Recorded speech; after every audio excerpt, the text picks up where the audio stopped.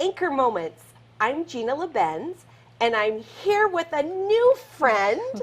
I'm so excited to be able to have her on my show today. Her name is Karissa Rhodes, and we met, gosh, when did we meet, Karissa? We met about a month ago. Has it been a month already? Yeah, I think so. Oh my goodness.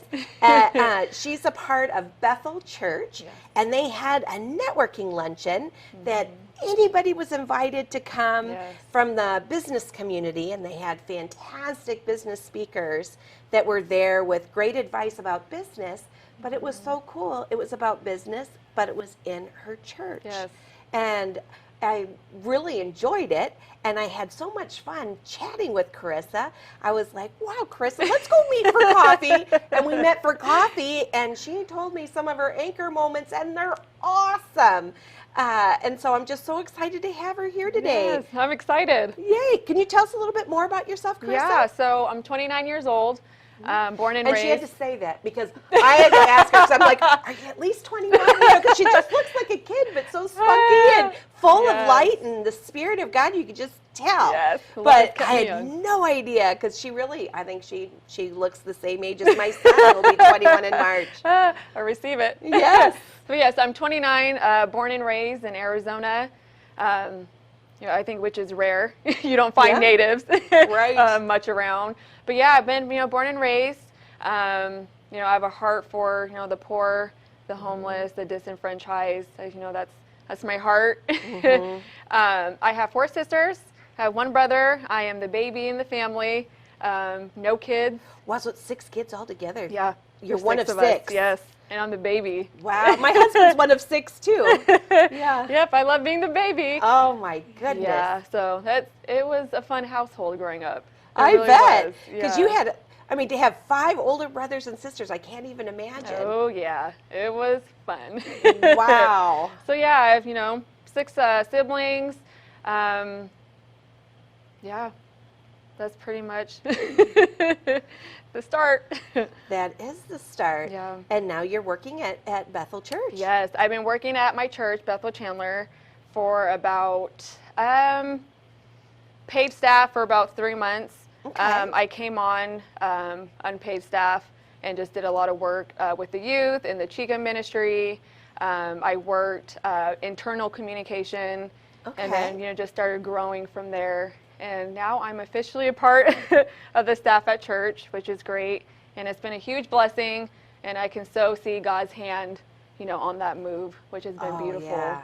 That has been really neat. Yeah. Because Karissa is someone who truly does trust God. I do. And sometimes she takes leaps of faith where she doesn't know. She can't see what the ending is as she's kind of jumping. Whoa! Yeah. And God has caught her and has really helped her with her direction. Yes. And can you tell us some of that fabulous story you told me at Starbucks that I thought was so neat? The leap of faith. The leap of faith. Yeah. So I was serving at a restaurant, and I knew it wasn't spiritually healthy for me, and I had to get out of it. And the Lord called me out of it, and I should have been obedient, and I wasn't. And I know He was trying to protect me from a lot of pain, and so He called me out again. And I was like, okay, Lord, I'm stepping out, like I trust you. And I took that leap of faith, and I didn't have a job lined up. I was like, Lord, I don't have a job. What am I going to do? And I had to pay rent, and I wasn't working for 3 months.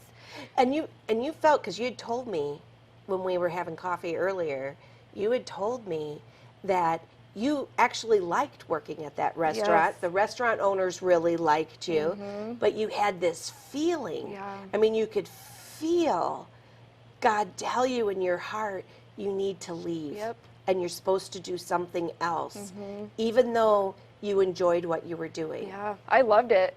I'm a people person, and I loved our clientele, and I love building relationships with these people, and I loved my job. Right. And, I made great money, and I was like, why are you calling me out of this? And, I knew why He was calling me out of it, but it was hard for me.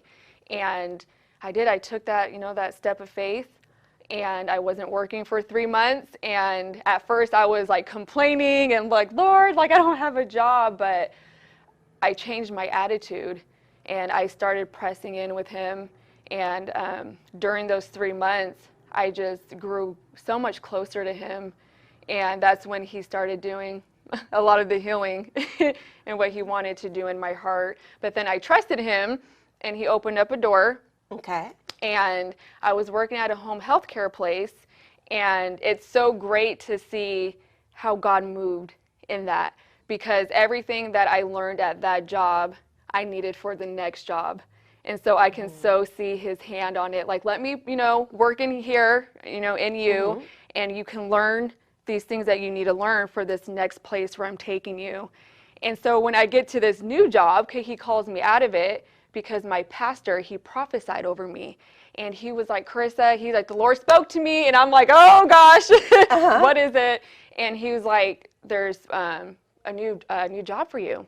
And he was like, there's a few things that, he told to me. He was like, it's going to be closer to home, closer to the church. You're going to get paid more, and it's going to be flexible. And I was like, okay, yeah, let me pray about it. And we were praying about it, and then this door opened up, and it was all 4 of them.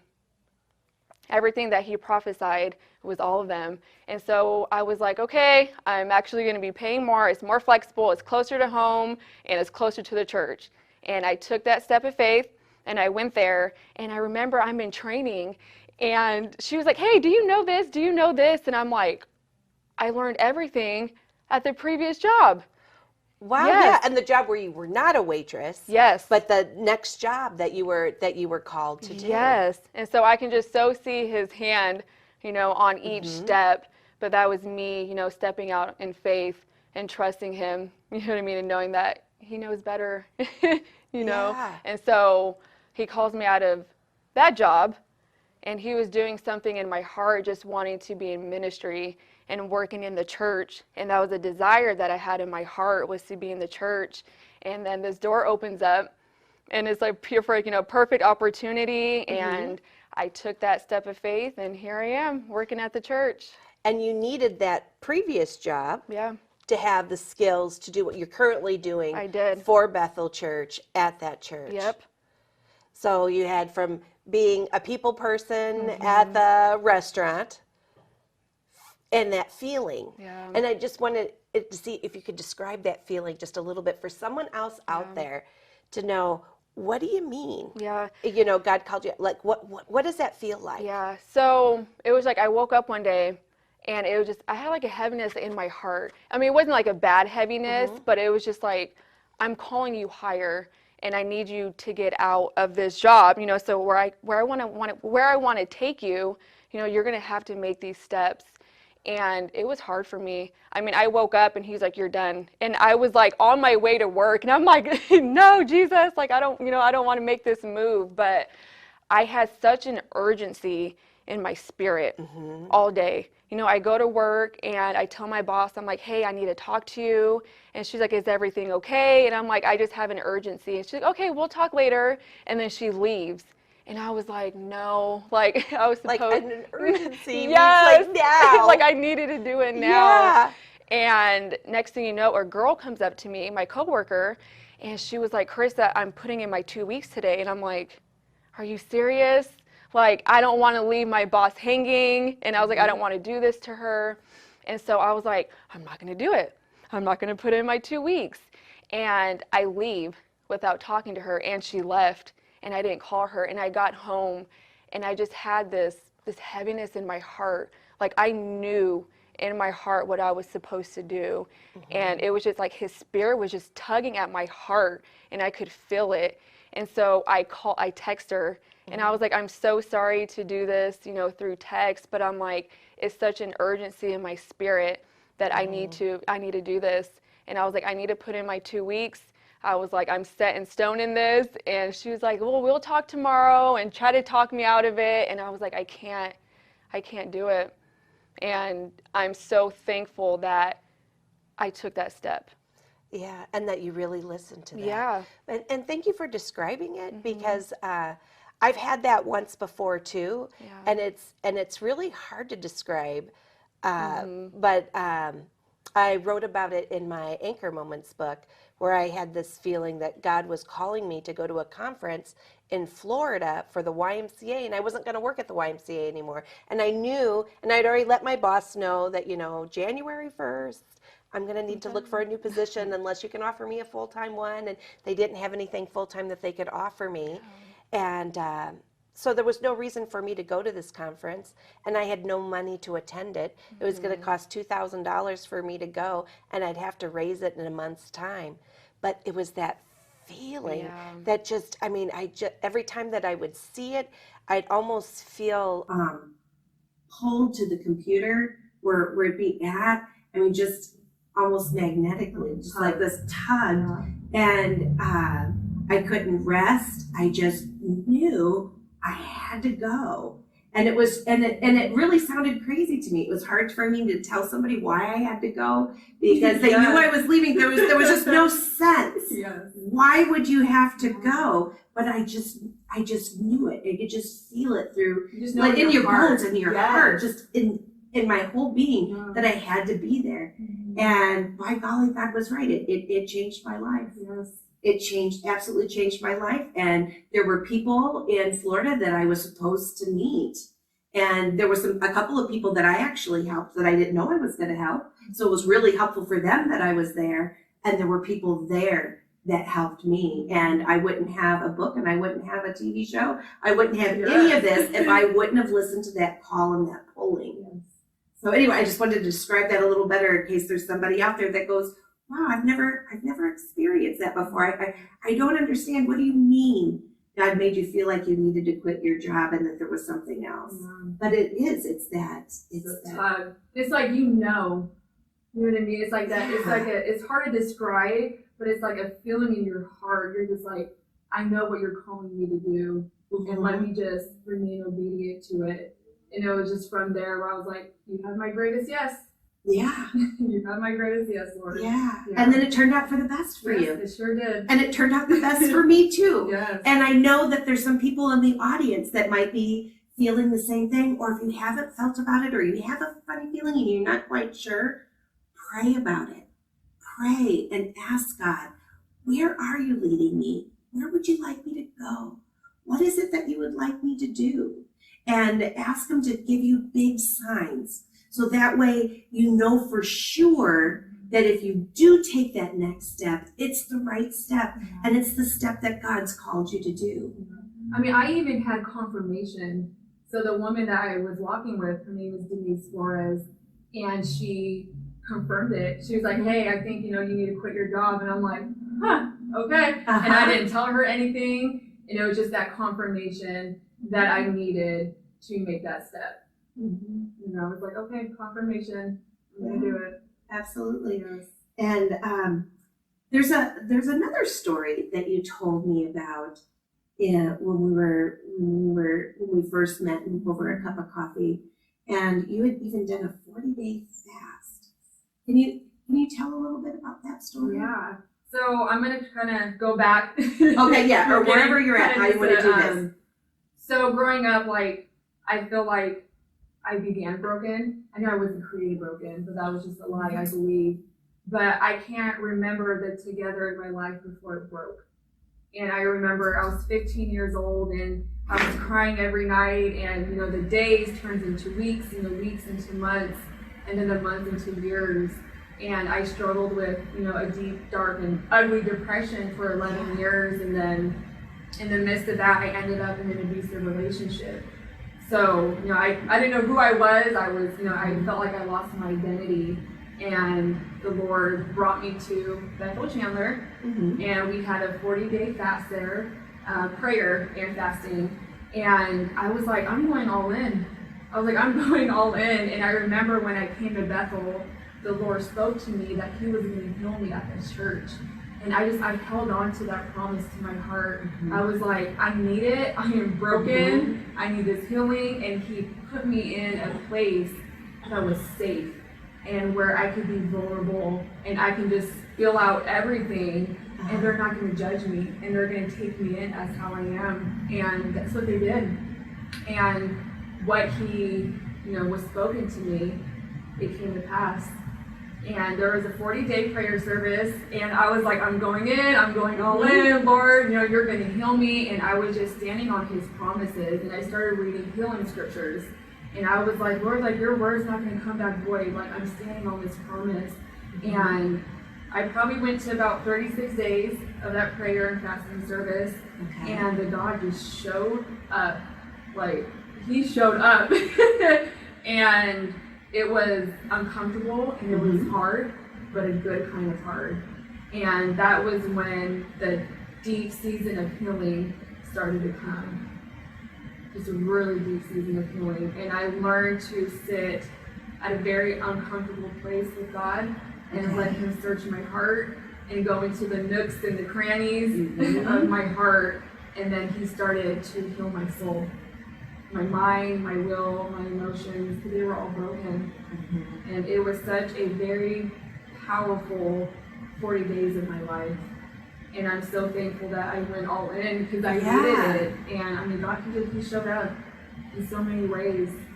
So And it helped you to get up, because you were in that abusive relationship at the beginning of the 40 days, weren't you? no, okay, so explain that. So I ended that relationship. Okay. And I moved back in with my father because I didn't want to be alone and I didn't trust myself and I was having suicidal thoughts. So I moved back in with my father and I didn't want to go outside. I didn't go to work. I called off a lot. And then I just got to a point where I was like, I need to do something. Like something has to change. And I had my last suicidal thought. I was in the car and I just started crying out to the Lord. I was like, Lord, like I need you, like I need your help, like just crying out to him. And I went home and I remember I went to sleep and the next day I woke up and I'm like, I need to get back into church. I was like, I need to. So I started praying for a roommate. Okay. And I was very specific in my prayer with my roommate. You know, I mean, God cares about, you know, the small details. And so I wanted her to have the same personality as me. You know, fun and crazy. Also, you know, to be at church. And so I found a Bible study, a group, and I went to it and she didn't go. And I was like, okay, Lord, like maybe this isn't, you know, the Bible study you want me to be in. And I told them my story. You know, I just got out of an abusive relationship and I was broken. And they're like, oh my gosh, like we have someone for you. She just got out of a bad relationship and she's looking for a roommate. Oh and my she's been goodness. praying for a roommate. Yeah. And I was like, this is perfect. So perfect. Yes. Yes, and so we met up, and it was God ordained. I mean, I was like, Lord, like you heard my prayer and you answered it. And 2 weeks later, I moved in with her, and we're just walking through life with each other. And I was like, okay, Lord, I need to get back into church. And I'm like, okay, let me, you know, start trying out different churches. And I went to one church, and God was like, no, this is not it. This isn't it. And I remember I woke up that Sunday morning with every intention on going back to that church. Yeah. And I woke up and God was like, no, I told you, like, this is not the church I have for you. And I was like, so I'm driving down the road and it's like 10 o'clock, about to hit 10. And I'm like, Lord, like, where am I going? You know, I don't know what church. And he reminded me of Bethel. And so I go, I'm like, oh, perfect. You know, it's about to be the 10 o'clock. So I go in there and just an overwhelming sense of his peace. And it was in that moment where I knew this is a church for me. And this is where God wanted to plant me. And it's that overwhelming peace when you feel that you know that you're in his presence. Yeah. And it's right. I mean, that's a sign too. That's one of the biggest signs that you're doing what you're supposed to do at that moment. Yeah. At that moment in time, that this is right. Yeah. And I knew it was a church that he wanted me to be planted in. And I remember the service, he was so vulnerable and he was so open with his story. And that's what I needed. I needed a place where I could be vulnerable and I can open up. And I remember just looking around like, okay, how are people, you know, reacting to, you know, his testimony? And people were just crying. I'm like, I need to be here. Like, I need to be open, you know, and I need this healing. And I mean, since then, he's just done such a deep healing in my soul. He's healed my mind and just even the way I think, my will, you know, my emotions, and they were all broken. And I was living out of brokenness. And during that 40-day prayer service, he healed me.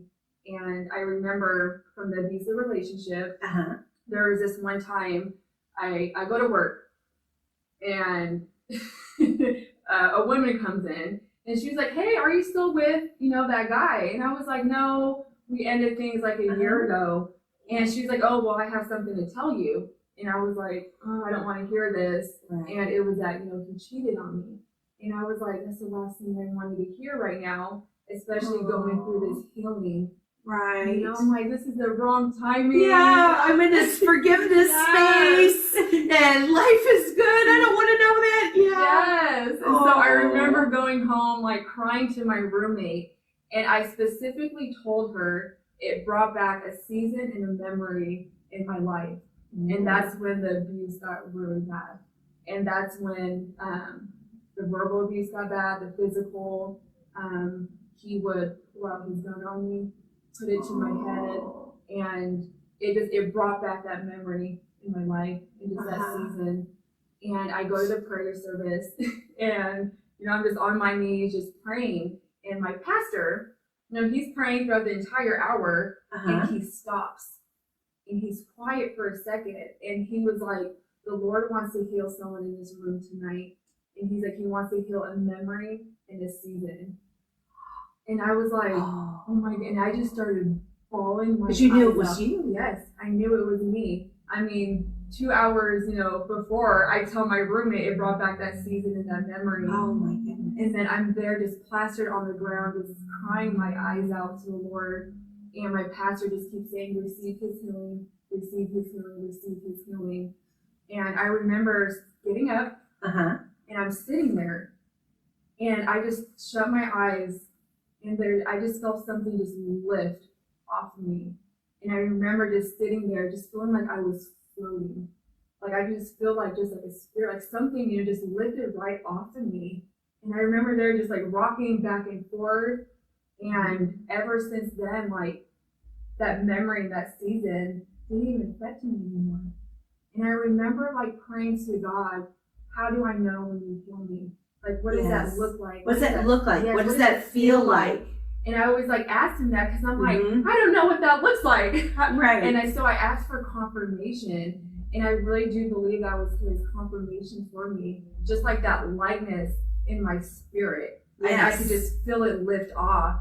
And he did it again, with my depression. We had a healing evangelist come to our church. And I remember going up there and he's like, all right, daughter, like, what do you need prayer for? And I was like, depression and suicidal thoughts. And he put his hands on me and he started praying for me. He's like, the spirit is gone. Do you feel anything? And I was like, I don't know what it's supposed to feel like. Yeah. And so I go sit back down. And again, just that lightness just lifted off of my shoulders. And I just felt like I was floating. And I was like, Lord, like you're healing me. This is like your confirmation for me. And ever since that day, depression never came back. Oh, that's so awesome. Because you had depression for a long time. I did, 11 years. That's a long time. It was tough. And now it's gone. Yep. Ever since it's gone. Yep. Wow.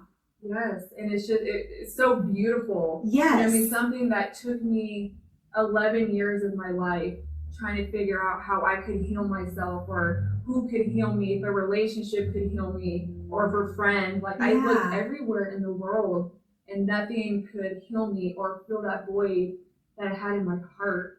And it wasn't until that moment where I came back to Christ and in that moment where he healed me, I'm like, it's only you, you are the answer. And ever since that day, nothing. But I knew that I had to protect that healing. And I had to guard it. Right. Because there were times where the enemy would come back in and was like, you're not healed. God didn't heal you. And I was like, nope, yes, he did. I'm standing on this promise. That's right. He healed me on this date. That's right. And ever since that day, nothing. I've never felt that again. And it just, I'm like, oh, glory to God, Absolutely. But like I said, something that took me 11 years in my own strength, God did that. In a month or two. Right. Mine was like that too, what I wrote about it in my book. Yeah. And I was super sad, and in a month's time.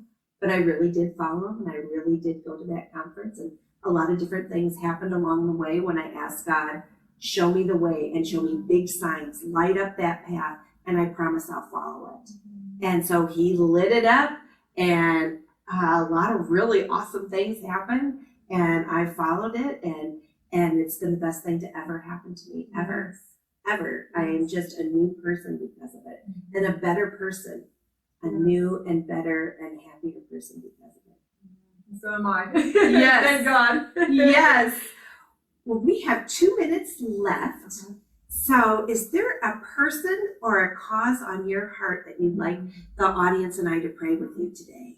It would be for depression. And you know, there's a lot of people who struggle with depression.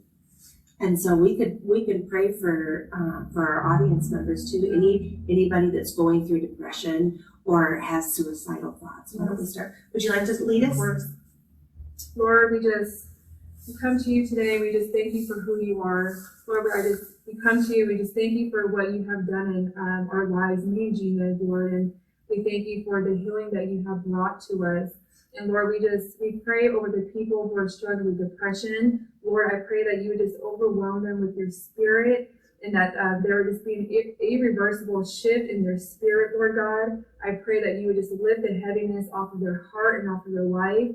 Lord, we come against this spirit of depression. We know that is not of you, Lord God. And I just pray for the hearts out there, Lord Jesus, who need healing, Lord God. I pray that you would just come to them and that you would comfort them, Lord God. I thank you that you are a healer and that nothing is too hard for you, Lord God. So we just pray again, just over the hearts, Lord Jesus, that need you, Lord God. I pray that you just give them a sweet revelation of who you are and your nature and your character, Lord God, and that you want them healed, and that is in your will. It is your desire to see them healed, Lord Jesus. So we just pray this over them in Jesus' name. Amen. Amen. That was so beautiful. Thank There was you. nothing for me to add on that. That was perfect. That was so wonderful. And it's just such a joy that you came today. No, thank you. Thank you so much. And thank you everybody who came to watch this show. Hold on to those anchor moments, and God bless you.